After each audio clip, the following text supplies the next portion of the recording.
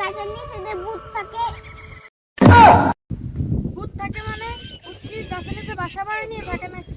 আমি গতকাল রাতে এই গাছের নিচে কালো ছায়া দেখছি। ওরে বাবা, তুই কালকে রাতে যে ছায়াটা দেখছস ওইটা ছিল আমার নতুন লুঙ্গি। রাতের বেলায় ধুয়ে শুকাতে দিছিলাম। হায় আল্লাহ, আমি তো ভাবছিলাম এটা ভূত। তাহলে তুই কি চাস গাছের নিচে ভূতটাকে ধরে ফেলতে?